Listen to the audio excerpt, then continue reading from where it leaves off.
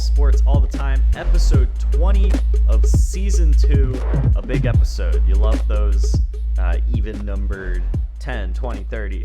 And we've brought on another special guest just for episode 20. Just kidding. It's another sportscaster. We would have had him on any number episode. We've got Robert Moreno with us this week, another classmate of mine in my specific class at the Dan Patrick School of Sportscasting. Welcome to the show, Robert.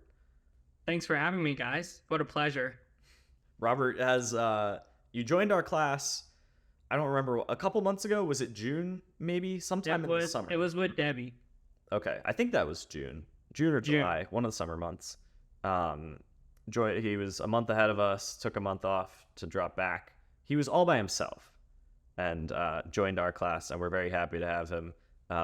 Probably the most avid listener of the podcast in the class, so we got to have a good episode with you now, Robert. No pressure, but it's gonna have to be good. So I'll stop talking about you and let you talk about yourself. If you could just introduce yourself to everybody, where you're from, how you got here, all the good stuff. Yeah, of course, like Owen said, my name is Robert Moreno. I am from Austin, Texas, probably the best state. Yeah, totally. Yeah. Parker's not convinced. I got here at Full Sail mostly because of my mom. I didn't know what I wanted to do in high school, and I wanted to stick with sports with all my life. That's what I wanted to do, just stay with sports. And my mom was like, why don't you just talk about sports? Because I was originally wanting to play tennis in college, but I had a few injuries here and there, and then I didn't know if I was good enough. So then my mom said, talk about sports. Then I was like, okay, let's find sportscasting schools. And I clicked sportscasting schools, and the first one that popped up was Dan Patrick School of Sportscasting. And I was like, I know who Dan Patrick is. And then my mom was like, I grew up with Dan. And I was like, oh, really? And my dad overheard it, and he's like, Dan's like one of the best. And I said, cool. And I really was 50-50 on it, because I didn't want to move all the way to Florida, kind of, but also at the same time, I knew I wanted to get away from Texas, even though all my friends and family live there. But I kind of called them. They really sold on me with the call, and I told my mom and dad, let's go make a trip. And then me and my mom made a trip. My dad couldn't join, and I walked straight into the studio, and I said, okay, sign me up right away. So the studio sold you. The studio did sell me. We went through the tour, and I saw the studio. I saw, I don't know who it was. I think it was Carlos's class was actually doing one of their finals in their classes, and I was like, this is awesome. Then not even a week later, I was like, all right, let's do it. And then I got accepted, and now I'm here in Florida.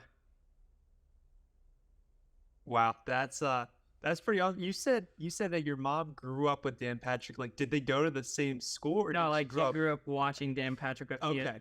Sorry. Okay, that.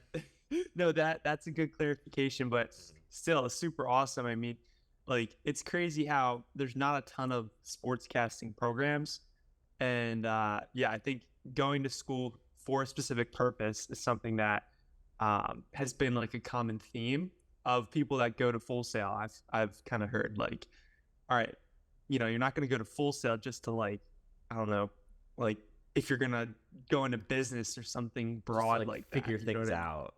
Yeah, exactly. It's like you go to Full Sail because you have a goal of wanting to work in sports, and it sounds like it's the same for you. Mm-hmm. Yeah, that's super crazy. So, speaking about goals in sports, we're gonna go a little bit out of order, Owen. But nobody else listening knows the order of the questions, so we don't even have to. Yeah, they don't have to order.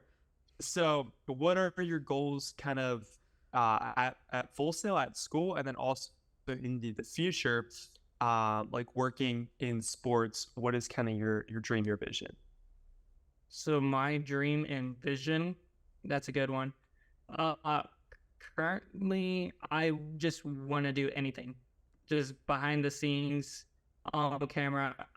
Like I said, when I was growing up, I just wanted to stick with sports. And now I'm in the middle where I like being playback, TD, and then all the other stuff. But I also love being on camera because I get to talk about sports for a living. So who wouldn't want to do that? So it's in between. And then for school, I just want to graduate. I feel like that's pretty simple. I think that's after graduation, have a job like I'm right in the field.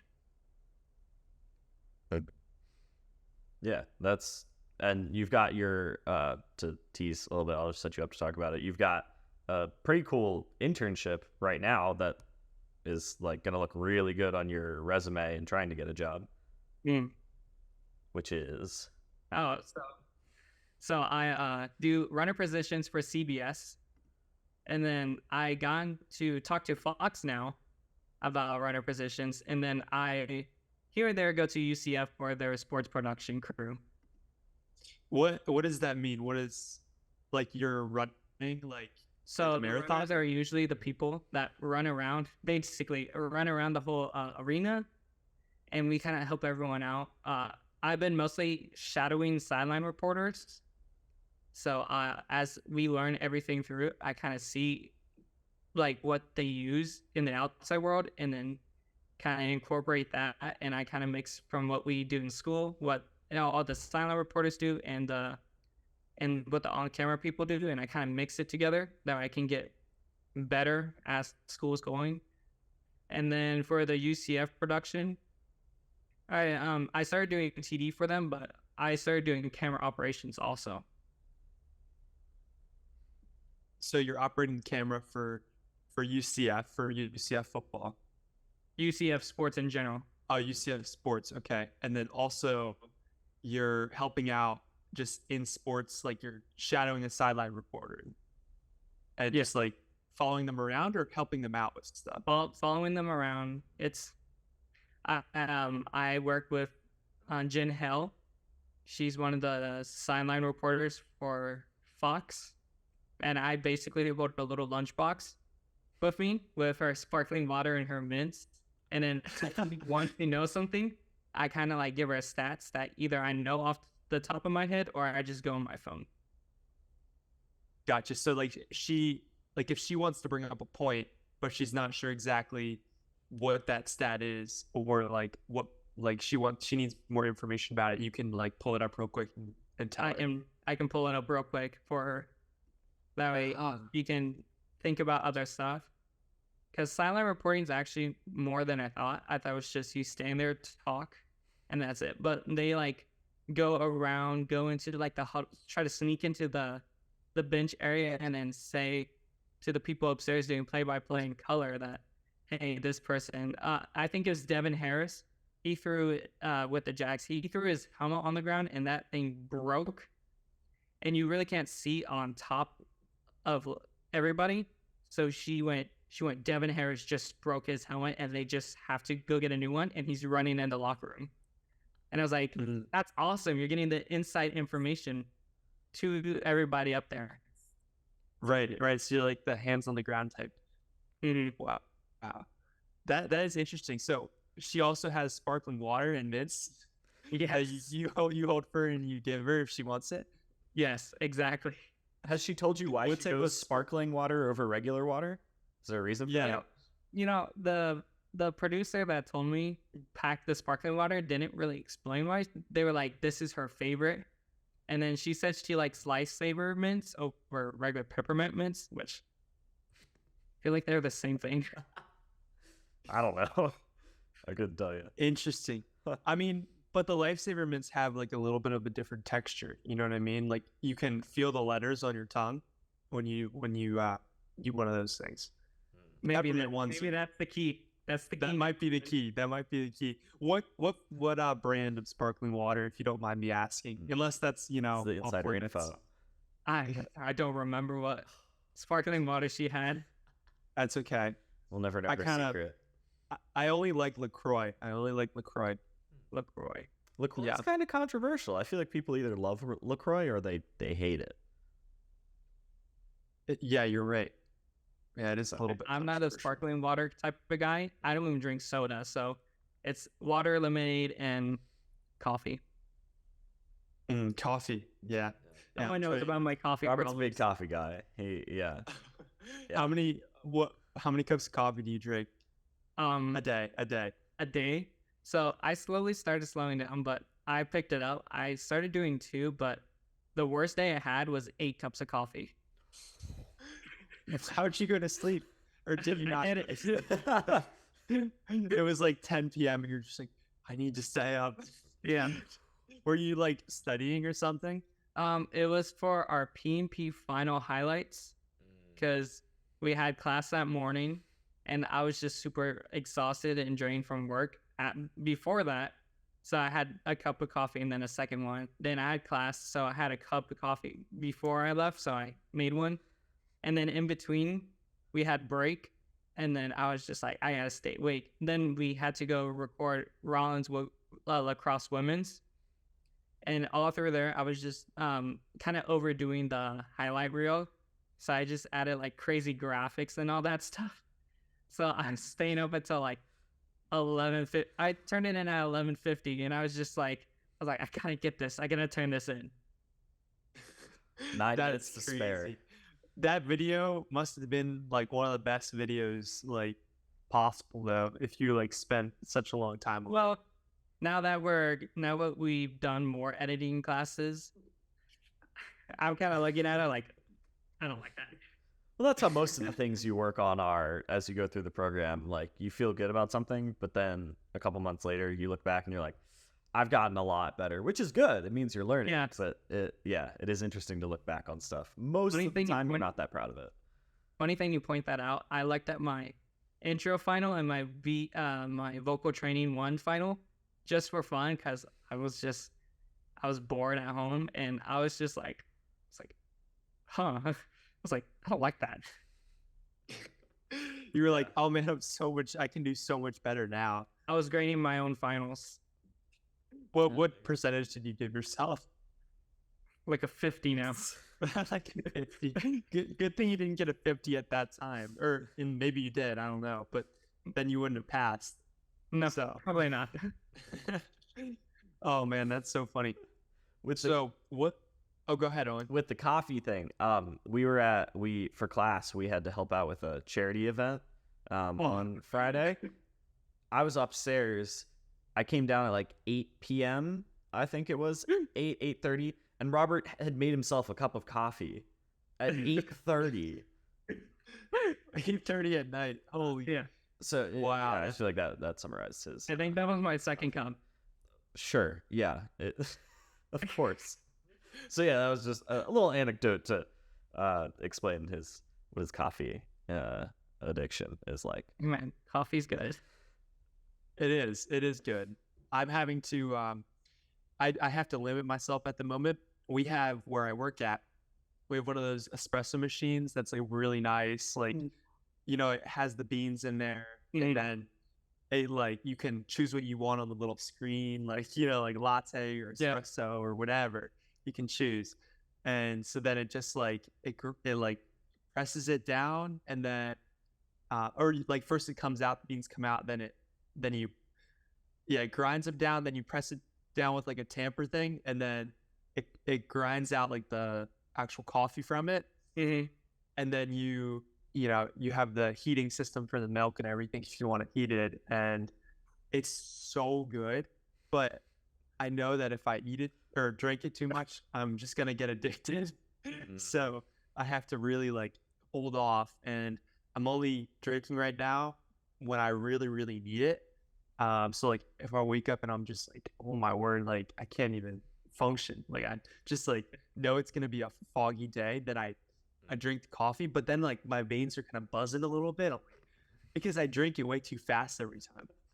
And like it's down like 32 ounces in probably 32 seconds. So like an ounce per second. And then it's like you really have to go to the bathroom, and then after you go to the bathroom, your veins are just like, Yes. everything is elevated and you get a little shaky. So No, caffeine is it's very interesting, and I know that I can't get too attached to it, or else it's gonna spend a lot of money on coffee really quick.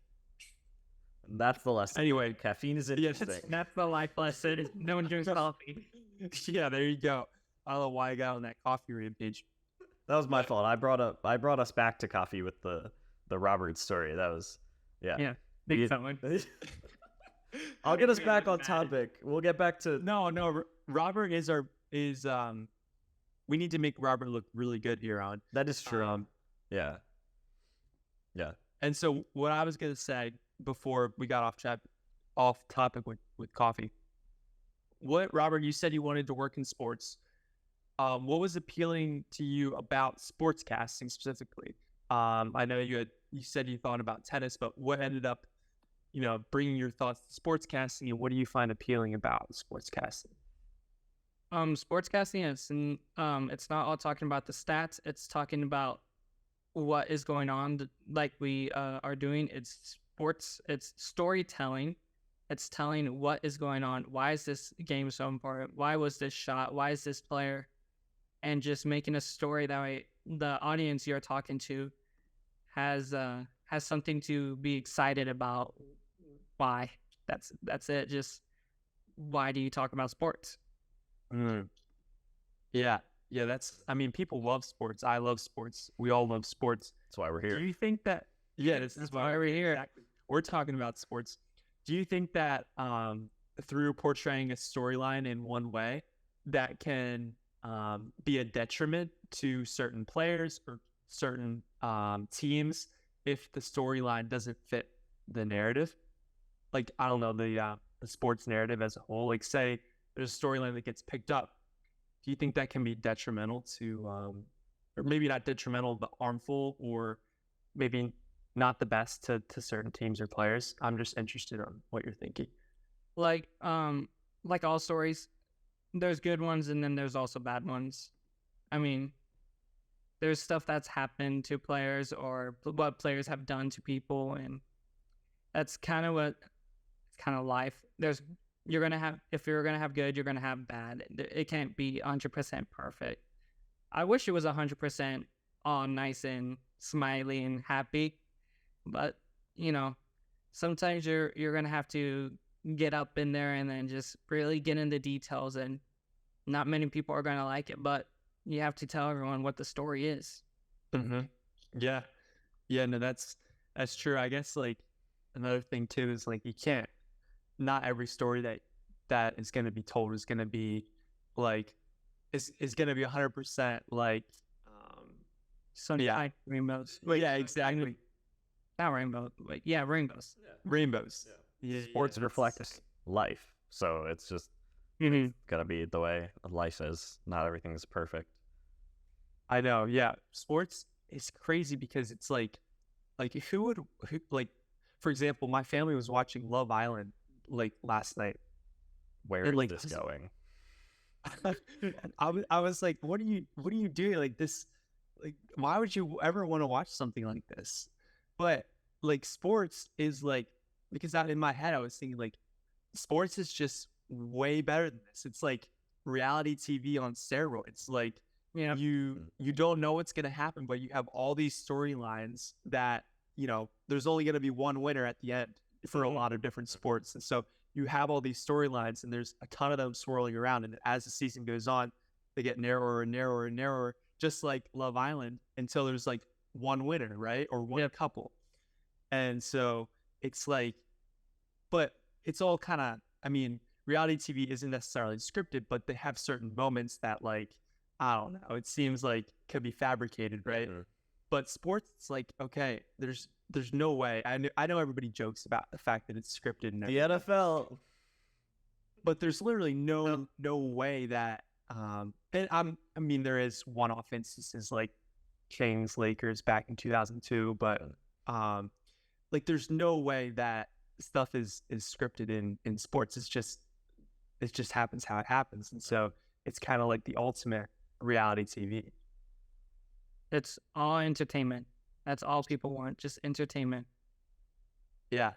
So working in entertainment, that's I mean, that's something that is, pretty awesome. I remember in elementary school we had like the 3 different forms of like literature, and like it was entertainment, persuasion, and information. There was like those 3 versions. And so I Pie. think sportscasting. Wait, there was 5, Owen? Pie. No, you said pie. Oh, pie. Yeah, That's exactly. what we Pie. learned It was was pie. yeah, I love pie. Mhm. And so like sportscasting kind of hits all 3 of those, because it's informative. Like you have stats. It's completely entertainment. Like sports is an entertainment industry, and then it's what's the third one? Persuasive, because like you're not necessarily persuading someone to think something, but there's a lot of stories where like it has a sense of persuasion in it. So like you want someone to think a certain way, or you portray something in a certain light. So I think it hits kind of all 3. But anyway, Yeah, there's a lot of sports debate, like debate shows are some of the most popular ones. So that's where the persuasion is. People have hot takes left and right. Like so many comment sections are people trying to persuade other people, even if they don't care about their actual opinion. Like it, yeah, that's really insightful, Parker. That it does cover all 3 of those elements. I've never thought about it that way, but I really like that. Way to go, Parker. yeah, I'm using my elementary school reading. English, just going back to the basics. English I understand. Spanish and other languages not so much, but English, learned a lot about that. Make those elementary school teachers proud. Yeah, exactly. They did a lot for me. Yeah. Do you have, Robert, a favorite story from your time at Full Sail that you could share with us? All right. This is probably gonna be recent because before I met you guys, I really just went home, did the work, did school, so I was pretty bored out of my mind. It's the kickball tournament by far. I mean, that is like the most, and that was the most fun I've had. And just being back with a team, it was just like I felt like being back on the high school tennis team where we all had one goal in mind, and we just accomplished it as a team. So that's probably my favorite moment. I did the exact same thing I was talking to my parents about it. I was like, it made me realize how much I missed like being on a sports team, because like, we're not on teams anymore in college. And it was that feeling, and like just the camaraderie and like the adrenaline in game I missed it so much. I will say my favorite moment was my my lefty kick to bring you and Tyler in. That way we can go up 3-0. In the championship. Yeah, and the championship. So Parker, I told everyone that I can kick lefty and righty because I used to play soccer since I was like 4 years old. And because I practiced it during our practice sessions, and I realized I can get it over first base during practice. And I was like, I should just keep it. And I was like, I'm only using it if we need like something. Like, Jake and I were like, specifically if we have runners on second and third with less than 2 outs, because with a runner on third, you want to kick it to first so that he can score. Because if you kick it to third, it's easier for them to get you. So we were like, if that scenario happens, the odds of it happening are not good. Like you have to have runners on second and third, less than 2 outs. That doesn't happen often. And in our 12-person lineup, Robert has to be up. So it was not ready to happen at all. And then championship game. In the championship game, what was it? Top of the third or bottom of the third? I don't remember top or bottom. It was getting late in the game. It was getting late, and it was a 5-inning game. It was the 3rd or 4th inning. So it was Owen on third, Tyler on second, and I was up to kick because we just got them out, and it was my first. No, that's not wrong. Somebody got out, and so I looked at Jake and everybody behind us, and we had a little team meeting. And I said, guys, I'm gonna do it. And Jake's like, what do you mean you're going to do it? And I said, dude, this is the scenario we've been practicing on, what was it, Monday? Yeah, I love that. Monday. And I said, I got this. I was like, trust me, they're not going to expect it because everyone was kicking right. So everyone kind of shifted over to the left. And I was like, please believe in me. Let me have this. And Jake's like, because we asked the home umpire, we're like, how many outs? 1 out. And I was like, no decision anymore. I'm doing it.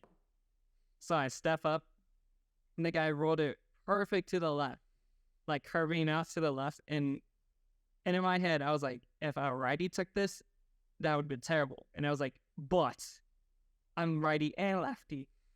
Kicked it over, barely outreached, like it barely went over the first baseman. The left field didn't have time. Ran to first. Owen and Tyler were sprinting for their lives. And I got both of them in, and I made us go up 3-0. Let's go. Dang, that's sick. So you did like a little, like, almost Little miss, like a little messy, just right over the first baseman's like outstretched arm, and it just dropped in, like it blooped in, kind of. Oh wow! And every run counted. We needed those runs because we were up 3-0 going into the 5th inning, and then we ended up giving up 2 runs in the 5th, and we won 3-2. But every single one of those runs counted because otherwise we might have blown the lead. Wow, that's crazy. That was like a game-defining moment right there. it was. Was it just like you guys just organized the kickball game? How did it come about? Well, last year there was a kickball tournament. I believe this is the fourth or 5th annual Dan Patrick School. So I was third. I saw the email say third. Okay, I trust that. This was the 3rd annual Dan Patrick School Sportscasting kickball tournament. We didn't set it up. The teachers, the instructors run it. One of the instructors, Mac, is like in charge, and then other instructors are there. They were there throughout the games and stuff, hanging out. They were less involved than last year, but anyway. So last year it was supposed to be a tournament. We signed up. Robert was not with us. This was a year ago. We were in intro, so we'd only been there for like 3 months. And that tournament ended up actually being like a real bonding thing for our class, like one of our first big bonding moments. We had our intro final, which was our first time in the studio for real. And then like the next day we had the kickball tournament. And so like we really bonded as a group, but it was only us and another team, which was primarily made up of the kids 12 months ahead of us. They're the other big class, because that's like every 12 months is like the normal time to start. So those are the big classes every time. So it was us versus them, and they were just like, well, we can't do a tournament with 2 teams, so we'll do a best-of-5 series. And we lost in heartbreaking fashion. We were up 2-1. We were 1 out away from winning the 3rd game, or the 4th game, but winning our 3rd game. And with 2 outs, we dropped the final out. They scored, tied the series at 2, and then our team. Robert wasn't there. We already established. No. I was like, we know specifically who. Yes. The ball was dropped. They won. It was 2-2, and then we were just deflated. We lost game 5, I think 2-0. We didn't score.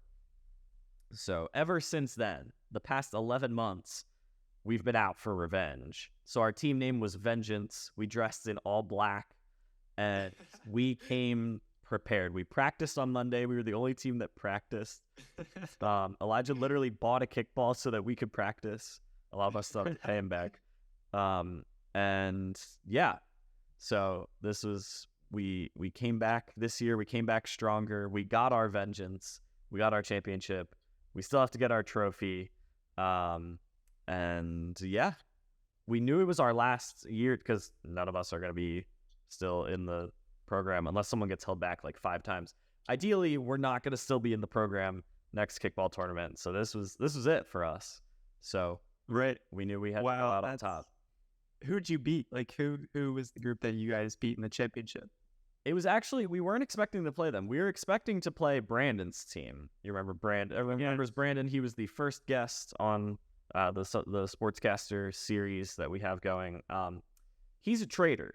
He was our center fielder on our team that lost a year ago, And we were planning on him being on our team until he didn't even tell us. Alex told us. Alex was like, hey, Brandon's on a different roster. He joined a different team. And so Trader, we thought we were going to play his team. They ended up not even being that good. They went 2-2 in the tournament. It was a double elimination. They won one, lost one, won one, lost one. They never even faced us. We were in the winner's bracket the whole time. We never saw him. So after they lost their second game and got eliminated, our whole team found Brandon and just surrounded him and just stared at him, and that was great. That was pretty funny. So yeah, we beat. I didn't even know a lot of the people on the team that we beat. It must have been.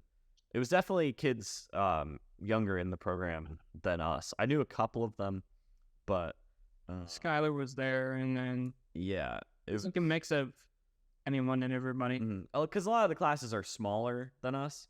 So we were pretty much the only team that was made up of a class. Everyone else, it's like mix and matched from like groups of 2 or 3. So yeah, we won 3 games, stayed in the winner's bracket the whole way, did what we needed to do. We really didn't want to fall into the loser's bracket because obviously that makes it harder. So we took care of business, won game 1, won game 2, got us the championship, won game 1 of the championship, didn't even bother with a double elimination. We were undefeated. So nice. That's all. That's the way to do it right there. Yeah. And we got our vengeance, which is the most important part of that. Vengeance. Yes. So yeah, that I think that's gonna be the best memory for a lot of us. So I don't blame you for having that be your best story from your time at Full Sail. I'm jealous I wasn't in that huddle when you decided to kick left. That sounds like straight out of a movie when you decided to kick left. I felt like we were in a movie. Time slowed down and everything. I heard theme music in the background. I was just like, let's do this. Oh, like the Rocky soundtrack. As Robert's running to first base. Dun-dun-dun. Just trust me. Put me in, coach. Just trust me. This is what we practice for. This is how we gotta make that kickball tournament a whole documentary. That it would have been great if we had somebody there filming it. That's really too bad that we didn't. But we'll always have it in our minds. So that's what matters. Not a story per se, but we don't have to talk about it for a while because no one cares about anyone else's fantasy football teams. It bothers me when people talk about fantasy football too much on shows, so I don't want to do that. Because, yeah, nobody other than the people in the league really care. But this is a fun story because our fantasy league, we did it on the NFL fantasy app. And what it does is after the draft, it gives you these, like, it emails everyone a report card on their draft. Like how you did, just like a brief little summary. It's like they all use like the same words. It's in like a template. And they just fill out like how they thought your team did in the draft. They grade you and they give you a projected record. I just want to give a shout out to Robert. His team was projected to go 0-12 by the NFL system. Worst team in the league. They gave him an F draft grade or maybe a D-. And he's really beaten the odds. He won literally week 1, broke that. And he's been fighting for a top spot in the league ever since. So I was number 1 week. Yes. It's because I almost dropped 200 on Sydney. Your team went off. Yeah, the average score is normally like around 120, 130. He almost put up 200. Yeah, your team is... Oh, actually, I thought you had a winning record. Your team is 3-4. 3-3. 3-4 right now. 3-4. But that's because you've lost 3 in a row. So you did... Because I played Jake and Ethan. The 2 very good teams. So... And then I think I lost to Brandon because my whole team was injured that week. Yeah. So, but still, even 3-4, beating the odds. Just wanted to shout out the fantasy team. They said he was going to go undefeated, or he was going to go completely defeated. The exact opposite of undefeated. He was going to get defeated. And it's going to get defeated all season. Yeah. He proved the NFL algorithm wrong. So just wanted to. Another thing about fantasy is me and this guy keep making trades with each other. Oh, really? Robert and I have made 2 trades so far. And one of my unfortunate trades, which came out pretty well, was Keenan Allen for David Montgomery. Straight up. Straight up. Wait, who got who? Owen got Keenan Allen. I got David Montgomery. But Keenan Allen just like had one of the best performances of the week. And David Montgomery had a pretty solid week that week. And after we did the trade, as we accepted that trade, I think I accepted it. 10 minutes later, I see David Montgomery injured for 2 to 3 weeks. Oh, no. And I said, oh no. Fine. He came back. He's good. Well, he got hurt again. But Yeah, he's out this week now. we can't help that one. But Robert, Owen doesn't trade with me anymore. Oh, but yeah. Oh, well, so I feel like Owen doesn't like to trade with me. Oh, Maybe it's a personal vendetta, but I don't know, Owen. Do you confirm or deny this? Parker's in real estate, so he's a very good salesman. And well, it really worries me when somebody's a good salesman. It makes me trust his trades less because I'm like, he could sell me on a not good trade. So I'm just very wary of Parker trades. Oh, and my trades are win-win. They're win-win for everybody. Here comes Just the look salesman. at what happened last year. I traded 3 players to Luke. One of those players turned out to be Tony Pollard, finished as top 5 running back for the whole rest of the year. And I traded him for Derrick Henry. And Derrick Henry was solid, but then he fell off towards the end of the year. You know? And I also gave him 2 other players too. I gave him Kenneth Walker and Terry McLaurin. I'm not saying it was a bad trade, but it was a win-win, maybe more win for him. And what was our last trade, Owen? Well, I did another with Saquon Barkley, traded him away, got Devontae Adams last year, and then Saquon was still playing well, and Devontae was pretty solid too. So I think that's a win-win. What was the last time we traded, Alan? What do you remember the results of that trade? I don't remember. No. So see, I don't either. But you know what that means? It was probably a win-win as well because that's just probably how it was. If it was terrible, then we would have. So we should do another trade, Alan. My team in our league is great. So I'm not trying to mess with it. Oh, see, he doesn't want to trade, Robert. He doesn't want to trade. He's scared. That's what he is. Yeah, he's scared because I made a trade 2 weeks ago, and I'm undefeated since then. And he just doesn't want to trade with me because, I'm coming for you. And you just better be on the lookout. You came for me last year. It's going to be the opposite this year. I was going to say, 1, I beat Parker in the championship last year. That should be noted. By 1 point? I think it was by 6.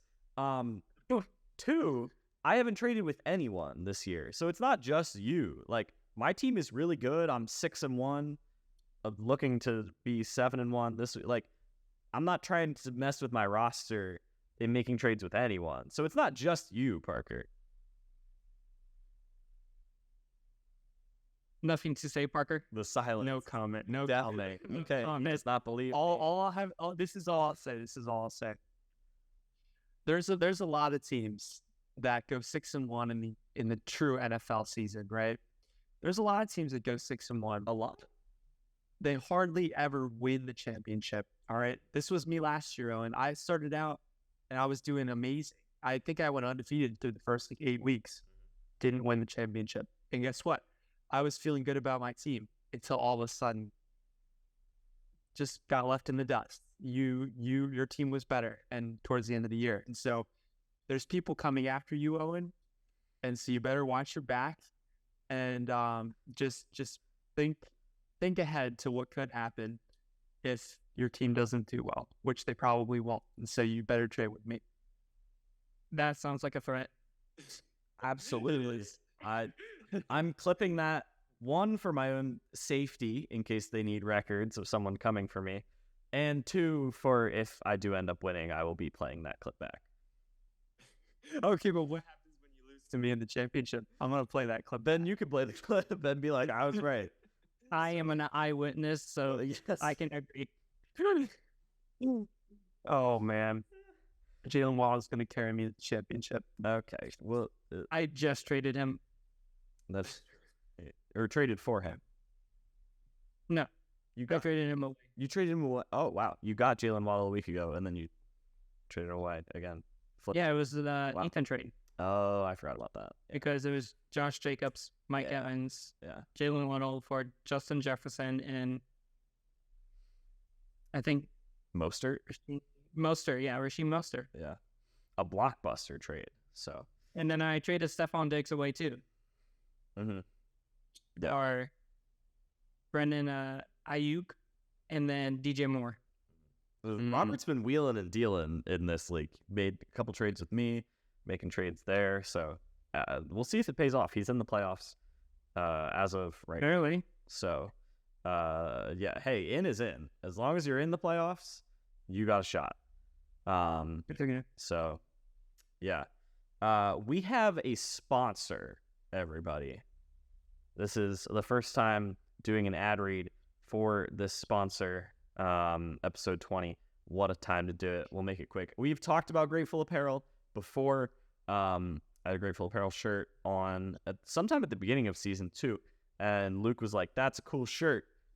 Got the same shirt as me. So the next time Luke is on, we'll have him wear that shirt, show it off, talk to you guys about Grateful Apparel. But right now, I'm the one wearing Grateful Apparel. I'll like pan myself across.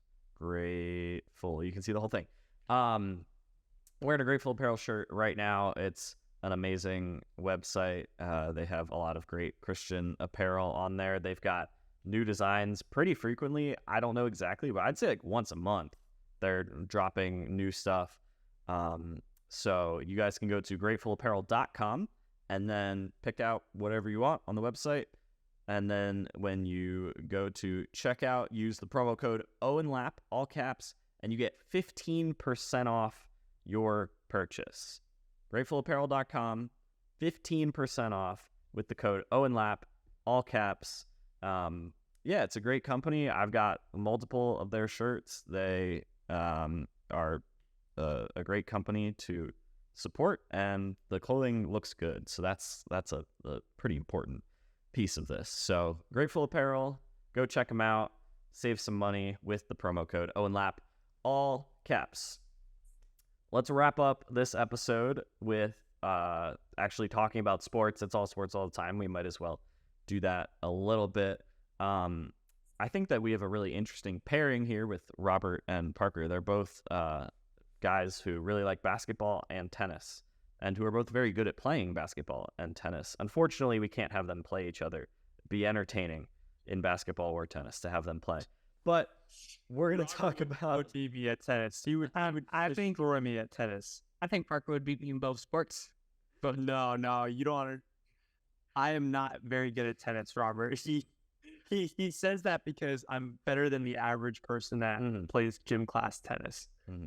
But you played on a tennis team, all right? That's I played tennis aces when I was like 4. I think it's a little different. Well, then you probably have me over basketball because I'm not very good. Yeah, I'll take basketball. You can take tennis. There we go. But anyway, that? What were you saying? Anyway, we're going to finish this up. Before we were recording, Robert was just talking about how crazy this NBA season seems like it's going to be, and we're only a couple days in. So we're just each going to share at the beginning of the NBA season now what storyline we're most excited for this year. So I will start off kind of a broad storyline. I am excited and kind of skeptical about the in-season tournament. I don't know how to feel about it. I'm not somebody who likes change. I'm not one of the people who's like, oh yes, new things. I like to keep things the way they are. So that could be part of my skepticism, just my personality. But I'm intrigued to see how it works. Intrigued to see if people are actually into it. Like, I'll watch it. I don't know if I'm going to be more invested in it than I was before you flipped, Parker. Sorry. Oh, there you go. I don't know if I'm going to be more invested in it than regular season games. Like, I'm just going to have to watch it and experience it and, like, see if I end up caring about it. I don't know. It's the first time. So, yeah, I think that it's a very NBA thing of them to do. The NBA is always like on the cutting edge, trying new things first. They seem to be the most innovative league with Adam Silver and their leadership. So, really interested about the in-season tournament. It's a cool idea. I'm not personally convinced that it's like an amazing thing that's going to be awesome and revolutionary. I don't think it's going to be something great and amazing. But I respect the NBA for trying something new, and I'm excited to at least see it this year. So that's not necessarily a team or player storyline, but No, I like say about the in-season tournament. I'm right there with you, Owen. I think it's going to be interesting to see how it pans out. I'm excited for it because what's the reward for winning that tournament? Remind me what it is. Money, I believe. First place gets $500,000 because I did an assignment on this. First place, $500,000 to each player. Second place, $2,500 to each player, and then I think it's $50,000 to third place. Okay, well, that's got to incentivize them a little bit, right? Like, I mean, not every player is a superstar that makes, millions and millions each year. Yeah, like, I mean, think about if you're just a role player making like, maybe like 4 or 5 million, right? $500,000's got to incentivize you a little bit, I think. So, I don't know. It'll be interesting to see how it plays out. I think it'll be a huge success if the players take it seriously. So, I think it'll be interesting to see whether they do take it seriously, and if it does end up being quote unquote successful. So, yeah. What about you, Robert? What's your NBA storyline? My NBA storyline, well, I kind of have like two, and then I have one, and then I have a hot take, which I'll save it towards the end. All right. My NBA storyline is this season. I'm saying is probably going to be a top 5 season, just because all the stories meshing together. You're kind of having the end of LeBron's era with Steph, KD, and all of them, mashing with Wembanyama, Chet Holmgren. Then you're going to get Scoot Henderson and all the young guys kind of battling it out in the regular season. And plus with the new in-season tournament, like Owen said, it's kind of like it's a new feeling. Nobody really knows where this NBA season is going to go, and it's just entertainment on all around. The first, we're like 3 days in, and we've already had some historic stat lines, players going crazy. I don't know, someone probably just goes like this and chucks a basket, and then someone will do that. Yeah, you're right. I mean, and you combine that with just like parity in the league. I feel like there's not one team that's like heads above everybody else. Mm-hmm. Yeah. There's like a lot of parity right now in the NBA. You combine that with aging superstars and a bunch of new young guys and the in-season tournament. It's like you combine all of that together, and it's like a culmination of something that's super exciting and, like you said, brand new. So, yeah, no, it's you're right about that, Robert. It's gonna be a very, very crazy season, and it'll be interesting to see who ends up making the playoffs and what is happening in the playoffs. It's kind of where we were at with the NFL like 3-4 years ago, where you had Peyton Manning, Tom Brady, Drew Brees, and then you had the up-and-coming Justin Herbert, Patrick Mahomes, we didn't know it then, Jalen Hurts, Joe Burrow. It's like Josh Allen. Yes, it's like that with the NFL, where, you've got that window where it's like the greats are still around and playing well, but the new guys are coming, and it's taking over. Gotta be awesome. Yeah, and Victor Wembanyama is just gonna be. I haven't watched the Spurs game fully, but every Wembanyama game, I'm going to be looking at the highlights of it every single game just for the Spurs on the NBA YouTube page, because he's just crazy, and I want to see every single highlight of his. So it's going to be super crazy with him in the league, and Chet too. I mean, Chet's going to be absolutely insane. My storyline that I really want to follow is something that I actually heard on ESPN, and it was super interesting to me. You have two guys battling to be great in like post LeBron greatness, right? So LeBron's still obviously great, but he's not the best player in the league anymore. And so you have on one side, the Western Conference, you have Nikola Jokic and the Denver Nuggets, super strong team, just won the national championship. And then on the other side, on the East, you have Giannis, who finally has his counterpart in Dame. And so these two guys are going to be battling, in my head, probably for supremacy in the league in terms of the best player, MVP race. It's going to be these two guys fighting it out. It has been the past couple of years. And so it's super interesting to me because their resumes are super similar. They each have one championship. They both have a great supporting cast. They both have MVPs to their name. And so it's just going to be interesting to see like who takes over as top dog in the league. Because it was LeBron for so long and now that spot is open. And Nikola Jokic has kind of had it, but people have said that Giannis was better over the past couple of years. So I think this year is going to be a huge determiner in terms of like who's the best player in the post LeBron era. And it's also going to be interesting to see if they end up meeting in they might be on crash courses. Who knows, depending on how good those teams are this year. But I'm super interested to see how that plays out and how those two teams do. I really like that right there. It kind of reminded me of when Steph and LeBron, when the Warriors, the Cavs went to the finals back and forth. Maybe we'll have that with the Giannis and Nikola Jokic. That would be crazy. Yeah, that would be, if that ends up happening over the next couple seasons, I would not be upset about it.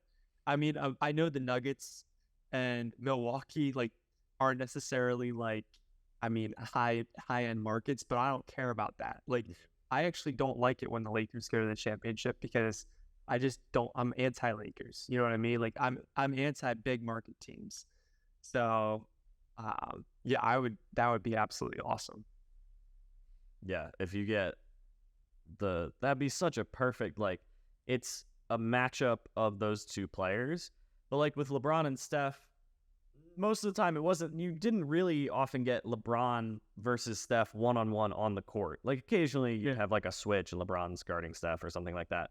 But like in this scenario, you would have Giannis and Jokic, and you would have Dame and Jamal Murray. Like they would literally be matched up on each other, and that would be so fun to watch. Oh, that would be electric. That would be awesome. And now everyone has have finals. Oh yeah, everybody would want to see that. Yeah, and then you have, I mean, with all these other great players, you have Luka going off every night during the regular season. You have, is Luka your guy? I'm a Dallas Mavericks. Yeah. Okay. Mostly because of Dirk. Okay, nice. And you're from Austin too. That makes sense. So that probably helps a little bit. And you have you still have Steph going crazy. Like Steph hasn't even lost a step, even it feels like. So you just have so many good players and so many young players too. Man, it's just, and then like we haven't even talked about the Phoenix Suns, and their revamped team, and the Boston Celtics. Can they finally get over the hump, or did their window already pass? So yeah, it's gonna be a fun season. That's for sure. Mm-hmm. Yeah. To close us out, what was your hot take, Robert? My hot take is we'll probably see our second quadruple double ever. Wow. No way. Now from Luka? I saw Chet Holmgren had 7 blocks a few days earlier, and he had like 15 points and 10 rebounds, and I was like, man, with Wembayama and these tall guys, I mean, I can totally see someone doing that. Now, I think the first person was David Robinson. I think he had, I saw it on TikTok or something like that. He had like 30 points, 10 rebounds, 10 assists, 10 blocks. And I was like, why doesn't nobody talk about this stat line ever? I have the list. Crazy. I have the list pulled up here. If you guys want to guess, there's 4 players, which is, it's fitting that there's 4 players who have gotten a quadruple double. That works out nicely. Do you think you guys I can name saw the David Robinson, so that's my bad for. all good? Thank David you. Robinson is on the list. I believe he's the next recent one to do it. Okay. I think you guys could get one of these. The other two on the list, the older guys, I've never heard of them. So, good Go luck. ahead, Will Chamberlain. No, good guess. Is Bill Russell. Chamberlain? No, Shaq. no, How about Oscar Robinson? no. Steve Nash. How about Steve Nash? Wait, how it Steals? Steal with the steals. Yeah. No. Jerry Lucas from like the old Lakers. No, here, let me give you guys some hints. The David Robinson one happened in 1994. The other person that I think you guys might get, this happened in 1990 when this player got their Magic Johnson. quadruple double. No, good guess. Good guess. Bill Lambier. No. This is someone who Joel Embiid says he modeled his game after. Guessing Dikembe Mutombo. No. No, wait. Hold on. Dennis Rodman. Nope. No. Hakeem Olajuwon. Yes. There we go. Yeah. So David Robinson and Hakeem Olajuwon. The other two are very tough. They happened in 86 and 74. I don't even know about these guys. Oh, So Parker, I'm gonna take the loss right there. yeah, we'll just That's so far back. Alvin Robertson for the Spurs did it. He had 20 points, 11 rebounds, 10 assists, and 10 steals. Wow. 10 steals is That's wild. crazy. 10 steals. Wow. And then the first player to ever do it was Nate Thurmond for Golden State Warriors. 1974. His last season with the Warriors, he did have to, it was in over. He had to, the game went to overtime, and he got it in overtime, so not quite as cool. No, it still counts. It's still in the game. But he did it. He did it. So he was the first one to get it. And then Alvin Robertson, I believe, was the first one to do it in regulation. What were their stats? I said Robertson's. Thurmond, 22 points, 14 rebounds, 13 assists, and 12 blocks. Wow. He cleared it. He did. He made sure he had it. 14, 13, 12. So, yeah. And then He might have had that in regulation. he could have. Robinson, sorry. We've got two Spurs. We've got Robertson and Robinson. David Robinson has the highest scoring quadruple double. He put up 34 points. And then everything else was 10 rebounds, 10 assists, 10 blocks. Oh, Yep. look at that. I remember that. Got it. Yeah, you do. That's the sportscaster. Yeah. That's the sportscaster shining through. Remembering does it. stats like that. Yeah. So the hot take is that this year we will see a quadruple double. That is a hot. It hasn't happened since what, the 90s? Right? 94. So if it happens in 2024, it will have been 30 years. That'd be fitting. 30 years. I hope. I see Wemby do it. I see Wemby doing it. Wemby would be crazy. And you've got the track record. What if 2 out of the 4 to have a quadruple double are Spurs. So this is perfect. Yeah. Or just make players that get quadruple doubles. Mm-hmm. Yeah. Wemby, what if Wemby and Luka did it like both in the same season? I could see Luka doing it somehow too. I can see Luka doing it. He'd probably have to do it through steals or blocks. Steals. 10 steals in I a would game is see- wild. I would see Drew Holiday doing it. That's true. He could definitely pull that off. It'd be tough for Drew Holiday to get to 10. It's tough for Steals- anybody. steals to are get blocks. to Steals. I say he's the best on-ball defender. You're right. He could do steals. You're right. He could do steals. Blocks. I feel like you 10 blocks. he has to add on Nah. 6 inches. Yeah. 10 Yeah. blocks won't happen. You got to be playing at the rim to get 10 blocks. Yep. That's If only he was 7'4" like Victor Wembanyama. Yeah, I thought I was 7'4". You know, Victor is my age. crazy. It's insane that athletes are our age now. I hate. I know, like he's scoring points in the NBA. He's my age. It's ridiculous. I'm gonna bring up tennis with that. Carlos Alcaraz. Yeah, he's He's like the same age, and he's like the number 2-1 in the world. I'm like, why wasn't I like this? crazy. Yeah, Coco's off, next. too. I mean, he's been literally Coco Ross. That's yeah, Coco. Like they've been handcrafted since they were like literally 2 or 3 to like be tennis, like just pure geniuses, purebreds. Yeah, they're purebred tennis players. Like, crazy, and they're like insane at it. They're awesome at it, and yeah, tennis is in good hands for the next like 20, 25 years, as long as Carlos doesn't go off the rails. But he seems like a good guy. Yeah. So Anyway, it makes me feel old, but that's okay. That's just how it is. You get older as life goes on, is what they say. So I feel for some reason all the time. this has been All Sports All the Time, episode 20, season 2. Thank you guys for joining us again. I believe the way it's going to work out is that we will have sportscasting guests on every bi-weekly episode until the end of 2023, and it'll just time out that we went from the summer to the end of 2023, and that'll be our series. So yeah, show Robert some love in the comments. We will be posting clips and all this from the episode on social media and whatnot, so follow us there on Instagram, TikTok, YouTube. You can subscribe right now. I'm assuming you guys clicked it. All right. Good job subscribing. Thank you for being on, Robert. We had a great time. Thank you guys.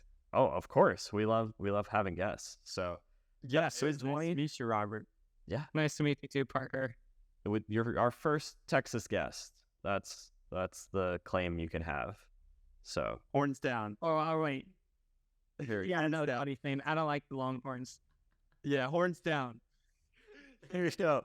We'll end the episode of We're in Horns Down. ASL class again. Oh wow, he brought it full circle. Episode 20, season 2. We'll see you guys next time.